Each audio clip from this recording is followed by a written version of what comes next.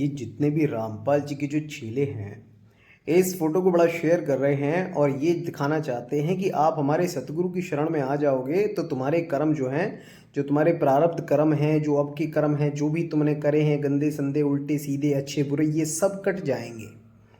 और दोहा क्या लिखते हैं, गरीबदास जी की वाणी है कि तिल घटे न मासा बढ़े और विधना लिखे जो लेख, और सांचा सतगुरु मैट के ऊपर मार दे मेट। यानी कि तुम्हारे जो कर्म हैं, एक बार जो तुमने कर दिए तो उनको कोई मिटा नहीं सकता, उनका भुगतान तुमको देना ही होगा। और उन कर्मों को केवल वो परमात्मा ही काट सकता है और उस पर वो अपनी मोहर लगा देगा कि ये मेरा बंदा है, अब इसको कोई छुएगा नहीं। इन द सेंस मतलब दोहे का सारी ये शॉर्ट में है। अब जरा थोड़ा सा विचारणीय बात ये है कि क्या रामपाल जी के कर्म कट गए? क्या रामपाल जी के जो कर्म हैं विधना ने बिल्कुल परमानेंट मार्कर से लिख दिए हैं, जो परमात्मा भी नहीं काट पा रहा है?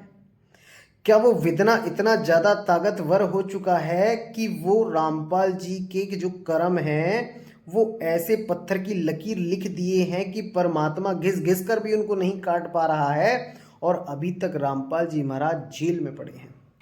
तो मेरे भाई, रामपाल जी के जब कर्म परमात्मा काट नहीं पा रहा है तो इसका मतलब है तुमने रॉन्ग नंबर लगा दिया है। तुम किसी गलत की शरण में पहुंच गए हो जिसको तुम परमात्मा समझ रहे हो। रामपाल जी महाराज दिन रात जपते भी होंगे ना वहां पर, ओम सोहम सत्य कबीर, ओम क्लीयम हरियम श्रियम सोहम सत्यम, फिर भी कोई फर्क नहीं पड़ रहा है। क्यों? क्योंकि भैया रामपाल जी के जो कर्म लिख दिए गए हैं वो परमानेंट मार्कर से लिख गए हैं।